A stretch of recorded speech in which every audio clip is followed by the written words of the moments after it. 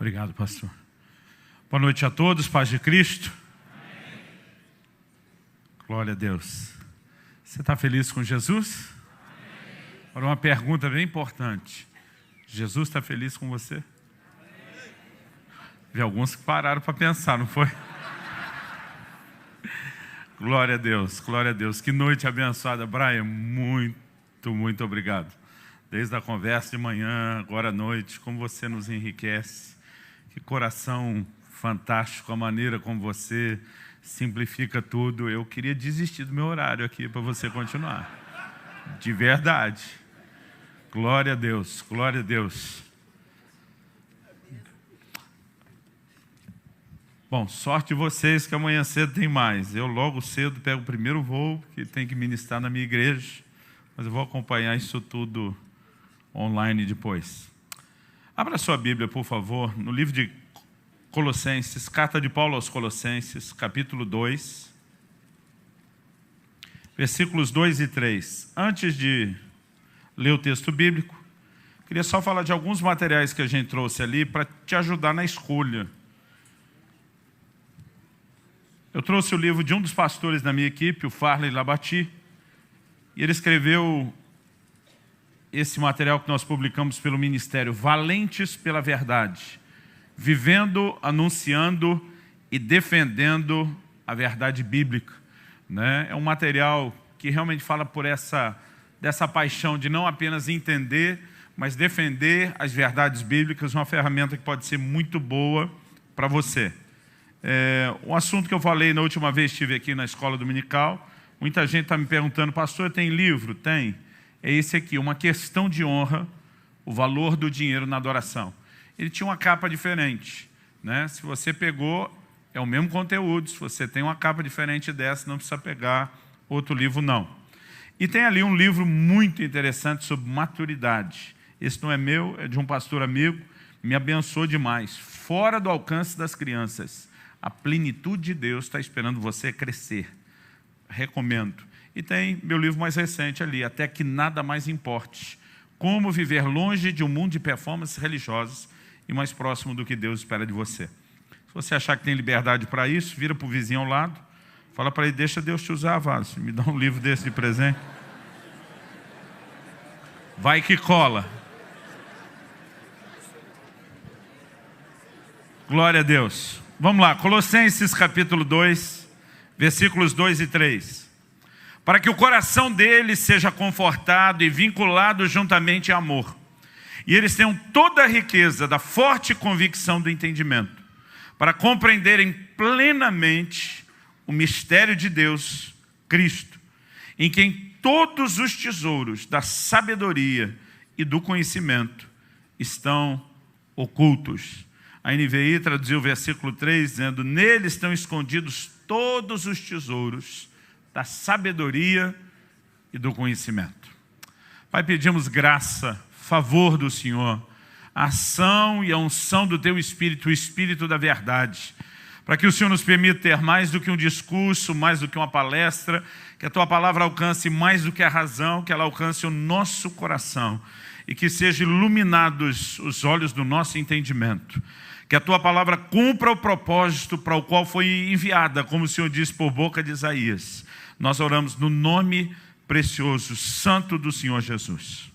Amém. Amém. Eu me lembro de muitas vezes, naquela fase de adolescência e juventude, descobri nos acampamentos das igrejas a tal da caça ao tesouro. Na verdade, nunca foi um tesouro de verdade, né? Mas, de alguma forma, gerava empolgação, gerava curiosidade, motivação para a gente correr atrás de algo. Mas depois de adulto, eu comecei a descobrir que existem verdadeiras caças ao tesouro. Uma reportagem de 2015 do site da BBC fala de um grupo desses caçadores de tesouros que resgataram moedas de ouro de um galeão espanhol que afundou na costa da Flórida. Algo que eles recuperaram em torno de 4,5 milhões de dólares. Pensa numa busca que foi bem recompensada. Essa já é a caça ao tesouro de adulto, de gente grande. Mas, na verdade, a palavra de Deus fala a respeito de tesouros. que eu e você não só podemos, mas devemos correr atrás, desejar, encontrar. Acredito que o trabalho que envolve essa busca talvez não precise nem ser tão extenso como a de quem achou o galeão espanhol. A gente só precisa entender o caminho. O apóstolo Paulo está falando aqui que em Cristo estão escondidos todos os tesouros da sabedoria e da ciência, da sabedoria e do conhecimento. Eu gostaria, nessa conversa nossa, sobre a importância de sermos um povo alicerçado na palavra e de sermos ensinadores alicerçados na palavra, eu gostaria de começar falando a respeito da pessoa de Cristo. E depois nós vamos relacionar isso com o nosso envolvimento com a palavra de Deus. O apóstolo Paulo, ele usa aqui a expressão conhecer a plenitude de Cristo. Embora ele destaque em Filipenses 3:8 a sublimidade do conhecimento de Cristo, o quanto isso é elevado, o quanto isso é excelente, o quanto isso está acima de todas as coisas, ele, embora tenha sido marcado pela experiência do conhecimento de Cristo, ele está dizendo que eu e você podemos rumar, caminhar rumo ao conhecimento pleno. Isso significa que, por mais profundo que tenha sido a experiência de Paulo, ele não tinha conhecido e descoberto tudo a respeito de Cristo.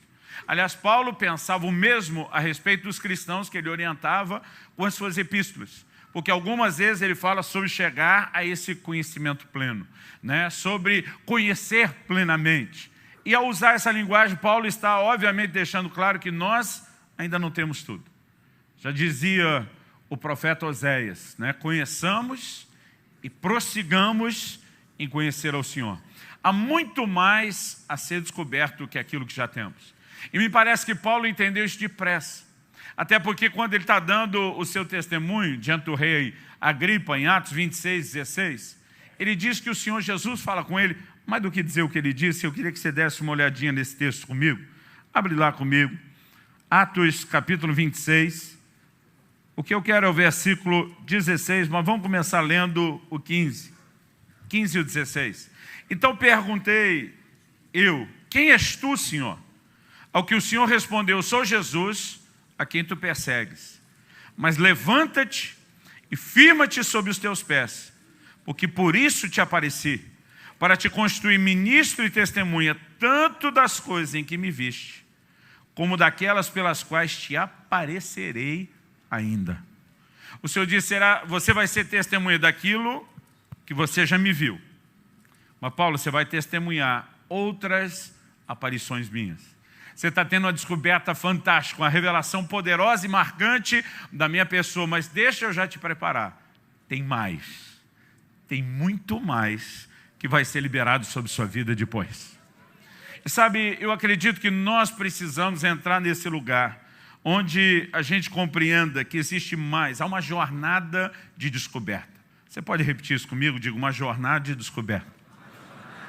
Outro dia alguém me perguntou, pastor, esse negócio de repetir é espiritual? Eu falei, não, é só didático. É só para te ajudar a lembrar. Há uma jornada de descoberta no relacionamento com Cristo, que envolve conhecê-lo de uma forma mais profunda. Nós precisamos entender. O homem foi criado para buscar Deus. Paulo fala disso na sua pregação, no seu discurso em Atenas, em Atos 17. E diz que Deus não está longe de cada um de nós. Ele não quer dificultar as coisas, ele quer ser achado. Como ele disse em Jeremias 29:14, eu serei achado de vós. Mas há uma lei de reciprocidade revelada lá em Tiago 4:8. Chegai-vos a Deus e ele se chegará a vós. Eu acredito que na medida, na proporção em que eu e você vamos nos inclinando, vamos nos aproximando, vamos buscando ao Senhor, nós vamos descobrir que Ele também vem ao nosso encontro e a revelação dEle se torna maior. A revelação dEle se torna progressiva. Ninguém poderia, em momento algum da caminhada cristã, acreditar que já tem tudo. O apóstolo Paulo, ele diz, como eu mencionei em Filipenses 3:8, da sublimidade do conhecimento de Cristo Jesus que mudou a sua vida. Mas no versículo 10 ele está dizendo para conhecê-lo. Mas peraí, Paulo, você conheceu ou não conheci? Conheci um tanto. Tem muito mais para conhecer. Há uma jornada de descoberta que nós precisamos trilhar. Há uma revelação maior que pode ser experimentada. Agora, por que Deus teria tesouros ocultos, escondidos? Eu lhe garanto que não é para que eles permaneçam ocultos ou escondidos. Jeremias 33 diz: invoca-me que te responderei. Mas ele não para aí. A oração tem um mecanismo poderoso de revelação que às vezes a gente ignora. Ele diz: anunciar-te-ei coisas grandes e ocultas que tu não sabes. Há uma jornada de descoberta onde Deus quer revelar, onde Deus quer mostrar o seu coração, a sua pessoa, os seus caminhos na palavra. E quando a gente fala sobre aprender de Jesus, eu acredito que existe muito mais do que saber sobre Ele. Existe muito mais do que ter informação a respeito dEle. Conhecer a Ele é diferente de só conhecer sobre Ele. Eu gosto muito de uma frase do Pecker, que ele diz: um pouco de conhecimento de Deus vale muito mais do que uma grande quantidade de conhecimento sobre Ele. E nós precisamos entrar nesse lugar de revelação. Paulo diz, né, não foi assim que aprendestes a Cristo. Eu acho interessante que lá em Efésios ele não diz aprender sobre Cristo, ele diz aprendestes a Cristo. Nós ensinamos a pessoa de Cristo. O próprio Jesus diz: aprendei de mim, não só comigo, né, mas da minha pessoa, dessa aproximação. Se nós compreendemos que é uma jornada de descoberta, entendemos que essa jornada envolve descobrir o que a própria palavra de Deus classifica como tesouros, eu acredito que o meu e o seu coração vai ter um pouquinho mais de empolgação para trilhar esse caminho. A segunda coisa que eu quero falar dentro dessa visão de Colossenses 2. Primeiro, há essa jornada de descoberta, tesouros a ser descobertos. Essa segunda coisa diz respeito, agora eu quero explorar um pouco a questão da tipologia, que é uma coisa que eu particularmente amo muito na Bíblia, na palavra de Deus. A Bíblia diz lá em Hebreus, no capítulo 10, no versículo 1, que a lei não tem a imagem exata das coisas, e sim a sombra dos bens vindouros. Deus conseguiu comunicar muita coisa, muita verdade poderosa através da tipologia. Jesus mesmo, em João 3,14, né, ele diz o seguinte: assim como Moisés levantou a serpente no deserto, importa que o Filho do Homem seja levantado. Ele está destacando algo dentro da tipologia bíblica. Então Moisés fez o quê? Números 21 nos mostra que o povo, por conta do pecado da murmuração, descobriu que serpentes abrasadoras invadiram o arraial. Eles estavam sofrendo com isso, gente morrendo com isso. Clamaram socorro a Deus através de Moisés. Moisés vai falar ao Senhor e o Senhor diz para ele: levanta uma serpente de metal, numa haste, uma serpente de bronze.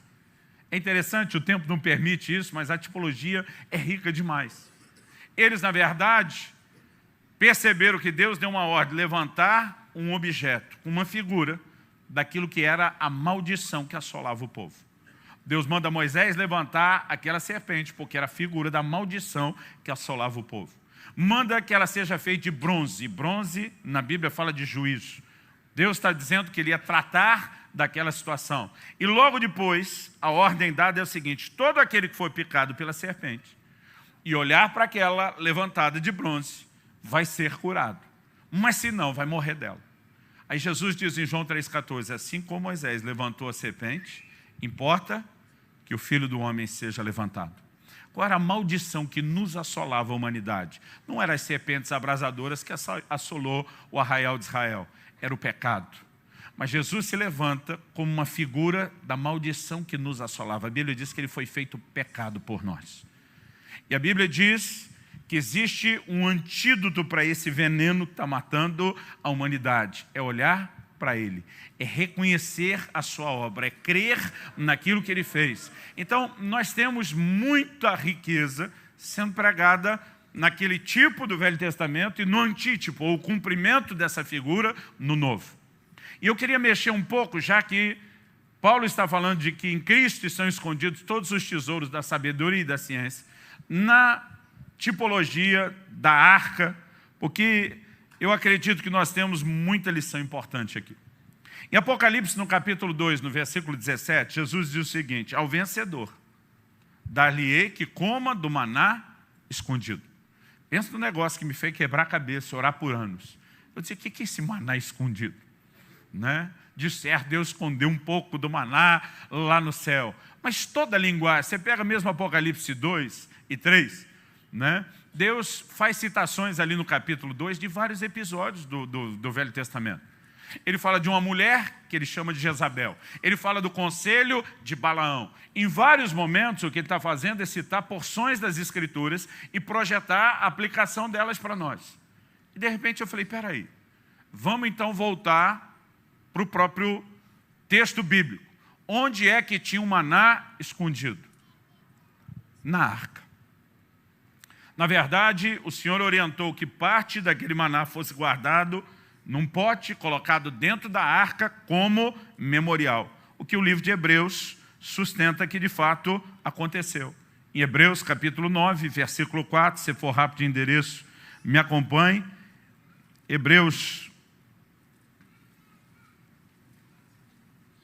capítulo 9, verso 4.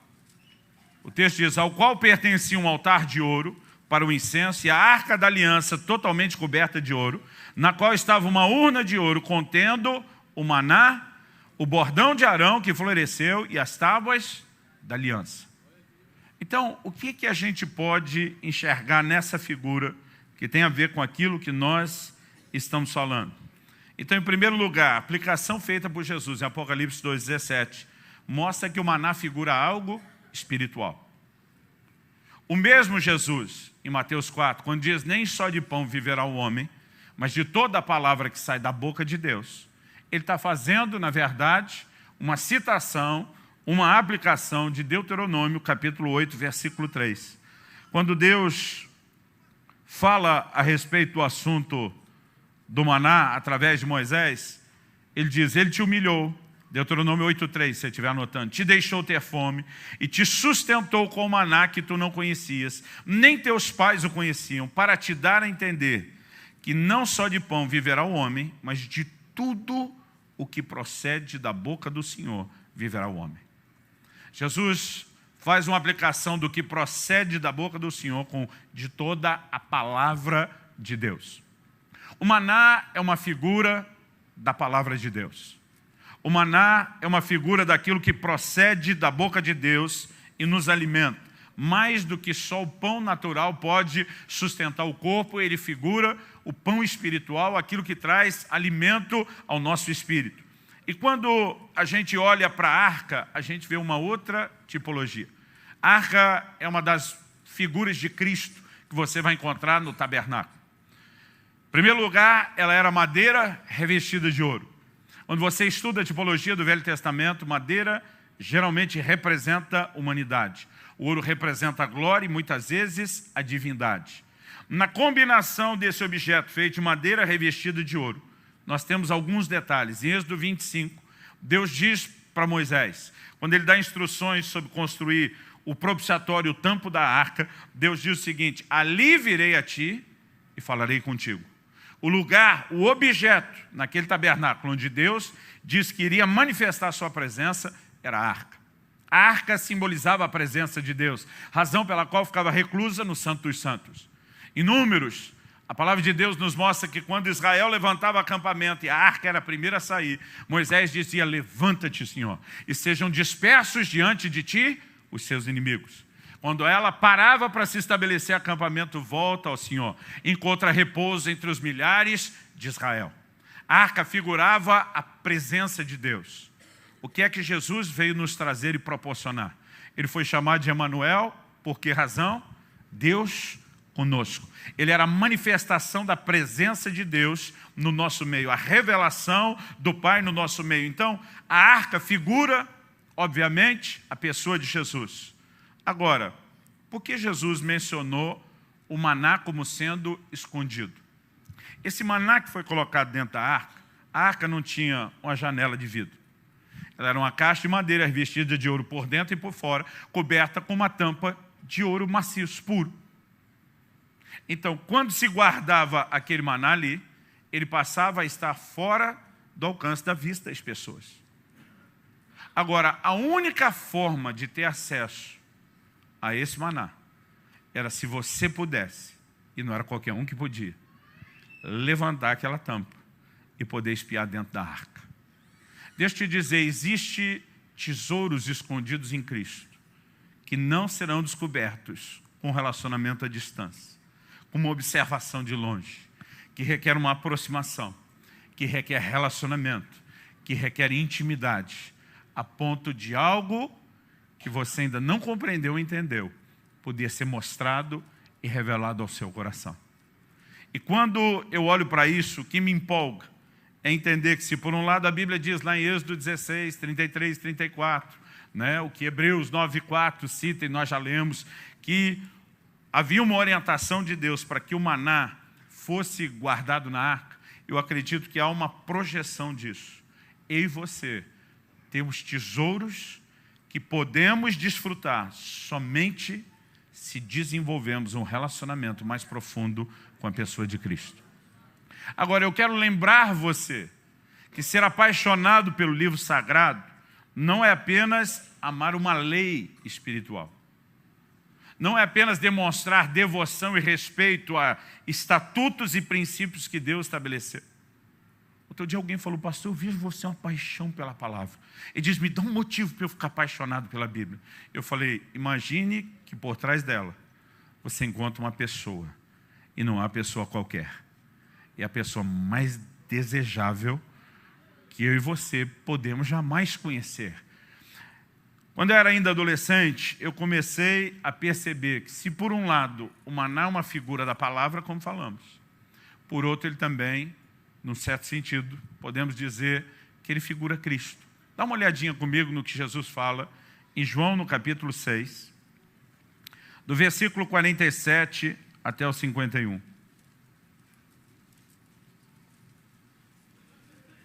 João capítulo 6, do versículo 47 até o 51. Em verdade vos digo, quem crê em mim tem a vida eterna. Eu sou o pão da vida. Vossos pais comeram o maná no deserto e morreram. Este é o pão que desce do céu, para que todo o que dele comer não pereça. Eu sou o pão vivo que desceu do céu. Se alguém dele comer, viverá eternamente. E o pão que eu darei pela vida do mundo é a minha carne. Nós percebemos que Jesus usa a figura do maná para fazer mais do que um paralelo, para fazer um contraste. Ele diz, aquele pão que desceu do céu, eles comeram e morreram. Eu sou o verdadeiro maná. Aquele que quem comer não vai morrer. Pelo contrário, vai encontrar a vida eterna. Eu sou o pão vivo que desceu do céu.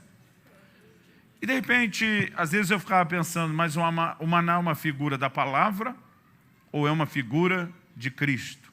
Ambos. Você não pode simplesmente separar uma coisa da outra. A revelação do Evangelho de João começa relacionando Jesus, no capítulo 1, com o verbo, a palavra. João 14 diz, e o verbo, a palavra, se fez carne. Cristo é a palavra, e a palavra é Cristo. Por exemplo, a gente pode olhar o que Paulo escreve aos Colossenses, lá no capítulo 1, versículo 15. Colossenses, capítulo 1, verso 15. Ele, falando de Jesus, diz, este é a imagem do Deus invisível, o primogênito de toda a criação, pois nele foram criadas todas as coisas, nos céus, sobre a terra, as visíveis e invisíveis, sejam tronos, sejam soberanias, quer principados, quer potestades. Tudo foi criado por meio dele e para ele. Isso é quase uma réplica do que João diz no capítulo 1. No princípio era o verbo era Deus. Nada do que foi feito se fez, tudo foi feito por meio dele. E aqui novamente está sustentando isso. Agora, eu queria que você avançasse rapidinho comigo, lá para o livro de Hebreus, no capítulo 2.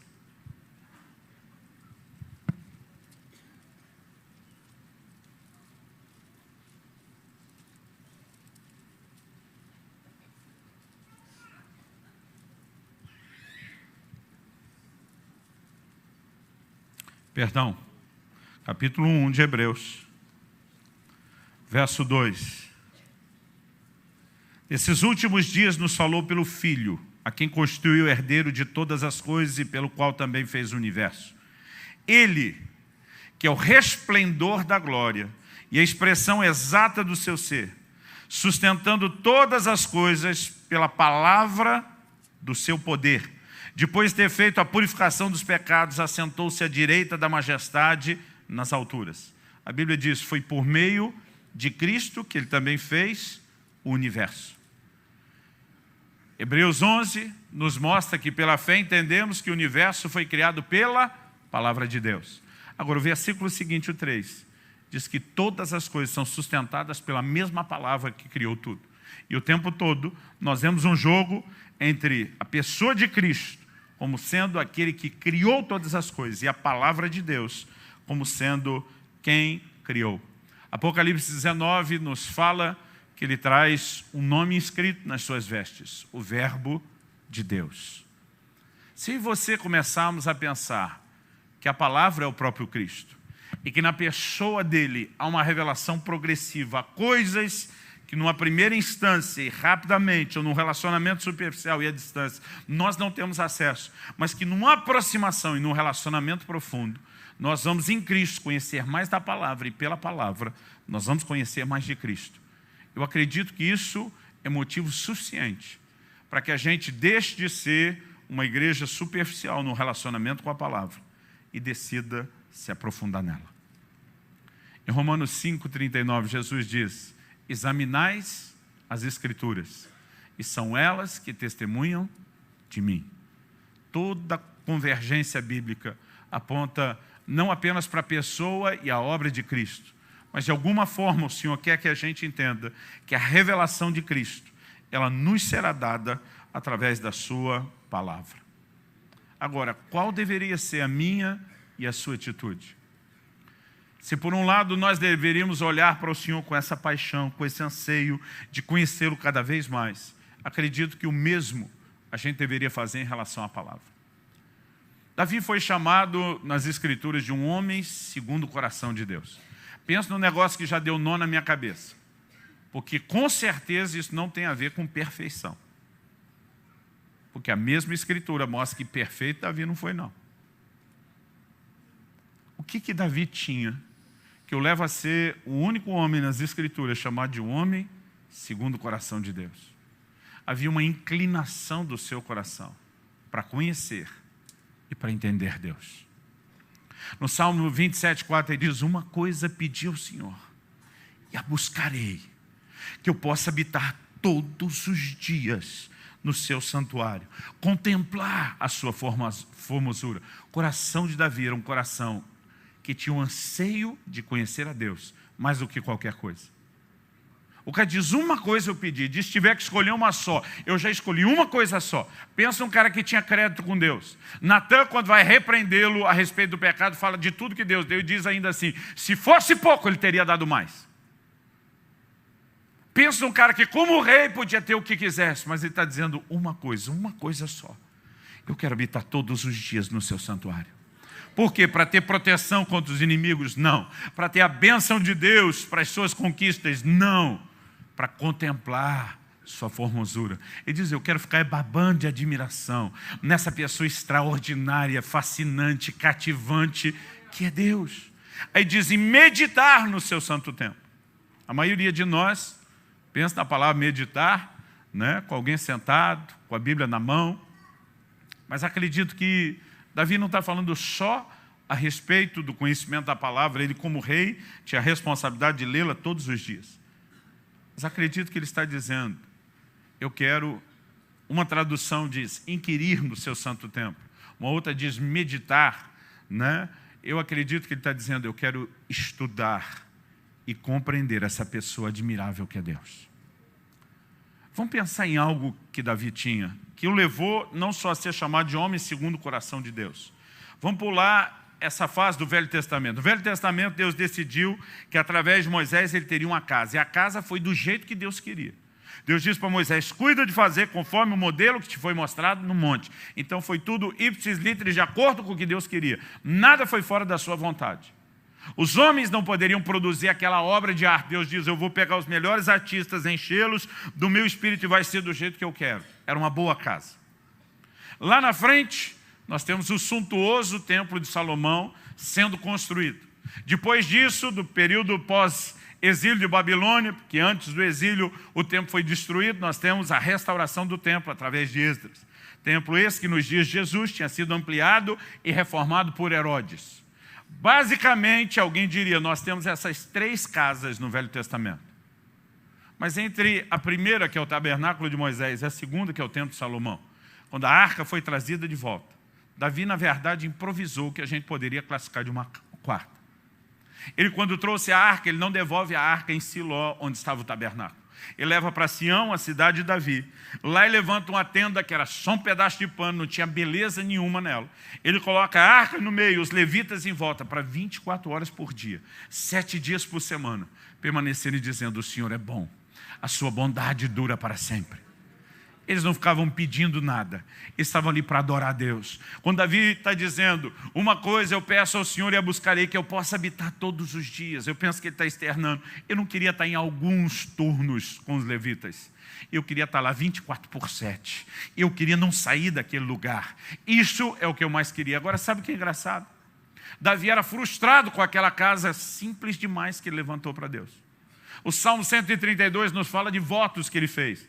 Não darei sono aos meus olhos, nem repouso às minhas pálpebras, até que eu encontre morada para o Senhor. Ele disse para Natan, não é justo eu morar num palácio, a casa de Deus está numa tenda. Ele queria porque queria fazer algo diferente e não pôde. O Senhor disse, quem vai construindo é você, seu filho. E ele demonstrava a frustração de ver a presença de Deus confinada naquela tenda. Mas quando você chega no Novo Testamento, Atos 15, Concílio de Jerusalém, eles citam uma profecia de Amós, com aplicação para a igreja neotestamentária, envolvendo agora o avanço da igreja no meio dos gentios.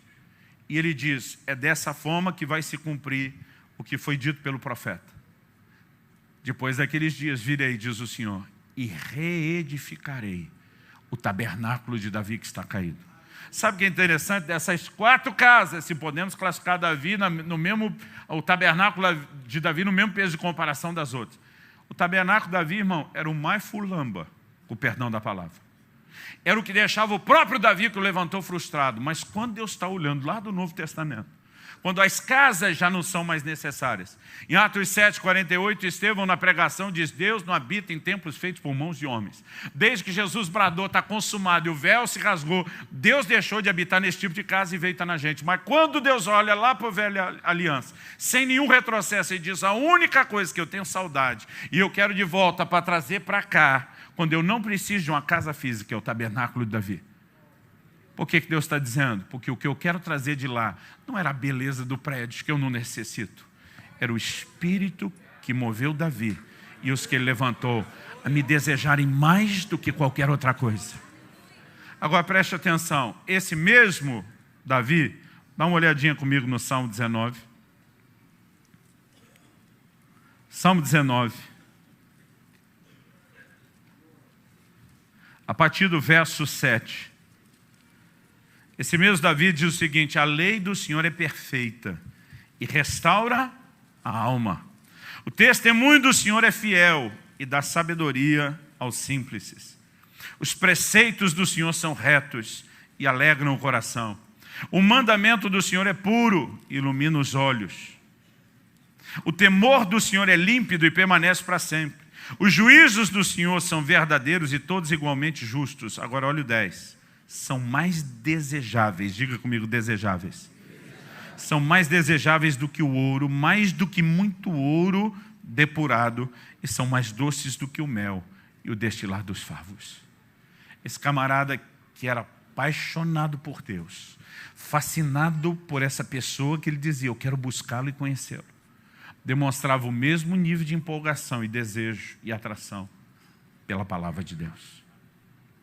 Você olha um apóstolo Paulo, que demonstra uma fascinação extraordinária quando começa a descrever a sublimidade do conhecimento de Cristo Jesus. Ele diz a ponto de aquilo que antes era importante, tinha valor, era lucro, perder completamente a sua importância e transformar em perda pelo lugar de importância que Cristo ocupou. Você olha para Paulo, E a maneira como ele transbordava e destilava a palavra com toda a paixão por ela. Você percebe, tanto um como o outro, eram pessoas não apenas fascinadas. Davi, sem a revelação do Filho, por Deus e a sua palavra. Paulo, com entendimento, é a revelação de quem é Cristo, por ele e a sua palavra. Nós não podemos simplesmente desconectar essas coisas. E nós precisamos aprender que esse caminho de envolvimento com a palavra não é algo que só nos dá alicerce doutrinário. Não é apenas algo que nos dá alicerce de fé para conquistas. É algo que nos permite viver intimidade, descoberta de quem Ele é nos níveis profundos. Um dia alguém me perguntou: pastor, o senhor começou a estudar a Bíblia por causa do seu chamado para ser pregador? Eu falei: não. Eu não comecei a estudar a Bíblia porque eu queria pregar. Eu comecei a estudar a Bíblia porque eu queria conhecê-lo. E à medida que eu descobria mais sobre ele, eu me via na obrigação de compartilhar. Aliás, deixa eu te dizer algo. De vez em quando alguém pergunta: pastor, como o senhor recebe suas mensagens? É quando você está lendo a Bíblia? Eu digo: não. E eu tenho tentado ler um pouco. Mas a maior parte das vezes, 90 e tantos % das mensagens que eu prego não me são dadas quando eu estou lendo a Bíblia. Muita coisa me chama a atenção, eu medito, eu reflito. Mas a maior parte delas me são dadas quando eu estou orando. Invoca-me, que te responderei. Anunciar-te-ei coisas grandes e ocultas que tu não sabes. Naquele ambiente de oração, de alguma forma, aquele depósito da palavra começa a saltar, começa a ter aplicação. E sabe, outro dia alguém falou: pastor, eu acho que o senhor é viciado em pregação, que você não para. Eu falei: eu não sou viciado na pregação, mas eu vou te dizer, eu sou apaixonado pela revelação da palavra. Eu sou apaixonado pela unção profética que nos permite ser porta-vozes de Deus. Na minha opinião, e eu vou falar algo agora pessoal e não com peso doutrinário. Eu muitas vezes tenho dito para minha esposa, para os meus pastores, eu digo para eles: olha, nada me parece refletir o mais profundo nível de comunhão e intimidade que eu possa ter com Deus. Não importa se é aquela experiência de você na oração ser quebrantado, chorar, de você na adoração, né, ir lá para as galáxias. Não importa aquela experiência com poder, com unção do Espírito, os milagres que eu já vi, as operações com os dons, de tudo que eu experimento, para mim. Agora entendo, estou falando como opinião. Nada me parece refletir tanto intimidade como quando a palavra é revelada e além da inspiração nos é dada a graça para comunicá-la. E um dia eu estava falando isso com um amigo meu, um pastor argentino. Ele falou: eu tenho uma sugestão do que pode ser a explicação para isso. Ele disse: quando lá no livro de Cantares a gente lê o clamor da noiva: beija-me com os beijos da tua boca, você não faz o paralelo do relacionamento do noivo e a noiva, Cristo e a igreja, com uma relação de contato físico. Ele diz: mas aquilo que expressa a intimidade dos dois, pensa na projeção disso para o reino espiritual. Ele diz: quando você consegue conectar a sua boca com a dele e receber as palavras dele para transmitir, isso, na minha opinião, disse esse meu amigo Gustavo Lara, ele diz, é uma das maiores expressões de intimidade. Irmão, há um lugar em Deus onde eu e você podemos viver, que é mais do que conhecer doutrina, é mais do que transbordar um conhecimento que faz a gente ficar metido, é a gente crescer na comunhão com uma pessoa, é a gente começar a descobrir coisas profundas e extraordinárias, não só a respeito dele, mas é você ter a revelação dele. Eu não preciso de nenhuma outra motivação para continuar querendo entrar nesse lugar dos tesouros escondidos. Não foi revelado tudo de uma vez. Deus não entregou tudo pronto e de mão beijada. Se eu e você queremos espiar dentro da arca, nós vamos ter que estar perto e ter intimidade o suficiente para que esses tesouros sejam acessados. Não leia a Bíblia correndo. Não leia a Bíblia com pressa. Eu às vezes fico horas num versículo só. Meu filho um dia falou: pai, defina a sua meditação na Bíblia. Eu falei: é conversar com o versículo. Eu leio. Aí eu leio de novo, eu leio outra vez, eu oro. Eu leio mais, eu oro de novo. Às vezes eu começo a questionar algumas coisas, eu oro. E sabe, é impressionante aquilo que você não consegue alcançar só com a sua capacidade lógica, por melhor que seja, e aquilo que Deus traz por revelação. Eu amo aquele versículo que o Brian citou. O Senhor ocultou essas coisas aos sábios e entendidos e revelou aos pequeninos. A chave de entendimento da palavra é revelação. O primeiro livro que eu escrevi e publiquei em 97 foi que foi entregue essa manhã no Café Literário, Conhecimento Revelado. Eu e você precisamos ir além da razão, entrar nesse lugar de revelação, que é uma descoberta não só do livro que norteia a nossa vida, mas da pessoa por trás do livro. Você recebe essa palavra em nome de Jesus? Eu queria terminar fazendo algumas citações que eu coloquei num capítulo desse meu livro, Até que Nada Mais Importe, que é esse assunto, Descobrindo os Tesouros de Cristo.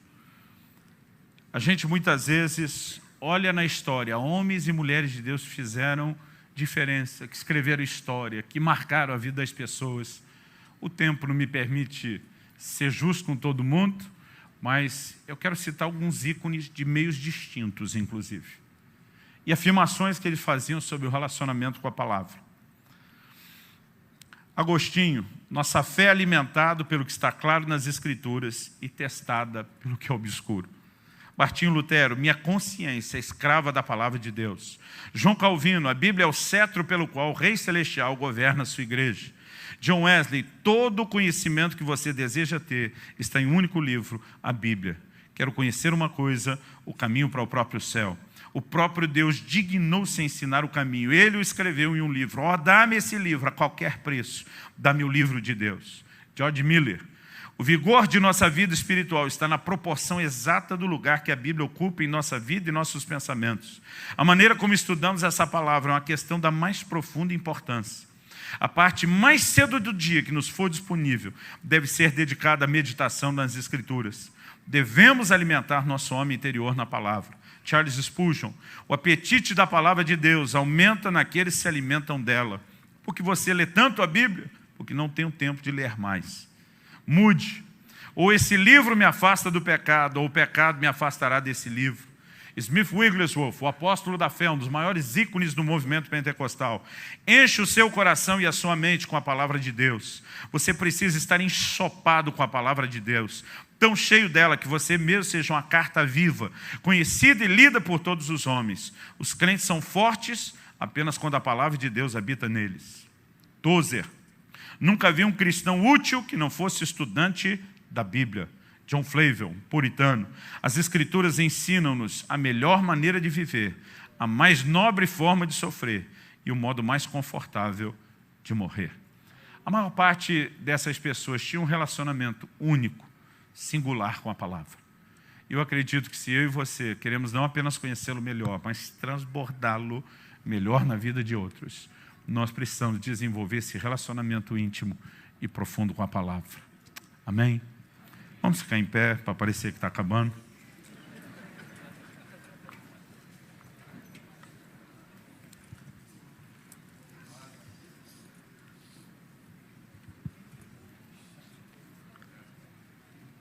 Eu gostaria que nós orássemos e que a gente levasse em conta aqui, só antes de terminar. Colossenses 3,16 diz, habite ricamente em vós a palavra de Cristo. Eu entendo que isso é uma ordem. Eu entendo isso como um imperativo. Paulo não deu um hashtag fica a dica. É mandamento. E o não cumprimento do mandamento é a definição bíblica de pecado. Ou seja, não tem aquele tipo de crente bom que se enche da palavra e o crente mais ou menos que não, já que é opcional, não vou fazer. Ou você faz, ou você faz. Se não está fazendo, está pecando. Não tem meio termo. Mas eu gostaria que nós pudéssemos nessa hora orar e dizer, Senhor, eu quero que os meus olhos se abram. Eu quero ser cada vez mais atraído à sua pessoa e à sua palavra. Eu não quero estudá-lo só de forma intelectual. Eu quero ter um relacionamento transformador com a tua palavra. E eu quero conhecer plenamente o seu mistério, Deus, que é Cristo. E para conhecer plenamente, o que eu ainda não tenho, eu tenho que acessar esses tesouros da sabedoria e da ciência. Pai, nós suplicamos graça. Graça para entrar numa jornada ainda mais profunda de descoberta e revelação da Tua pessoa. Graça para acessar o maná escondido que o Senhor tem, não apenas como algo que se espera um tempo, mas para aqueles que passaram de fase. Quando o Senhor diz ao vencedor, o Senhor está dizendo não será toda e qualquer pessoa que terá acesso imediato a eles. Pai, nós queremos estar entre esses que desenvolvem um relacionamento mais profundo, um relacionamento mais próximo. Nós queremos os tesouros escondidos da sabedoria e da ciência em Cristo. Não aquilo que se recebe, experimenta apenas com conhecimento natural, às vezes até mesmo debaixo da influência e do peso mundano e carnal. Nós queremos a revelação da pessoa de Cristo. Nós queremos a revelação da Tua palavra e oramos por um tempo novo, onde possamos mais do que nos preparar para cumprir a missão, mais do que ser responsáveis para ensinar bem, nós queremos viver bem o relacionamento com a palavra e depois transbordar, como Esdras que dispôs o seu coração para buscar a lei de Deus, para praticá-la e para então finalmente, inevitavelmente, como efeito colateral, ensiná-la. Nós queremos viver de forma que inspire as pessoas à nossa volta, a não apenas crerem e obedecerem o Teu livro, mas a amarem, a respeitarem e a desejarem a Tua palavra. Nós oramos no nome do Senhor Jesus. No nome de Jesus. Amém. Amém. Glória a Deus. Foi um prazer servi-los na mesa do Senhor, do pão sagrado da palavra. Acho que alguém tem que tomar esse microfone de mim e terminar.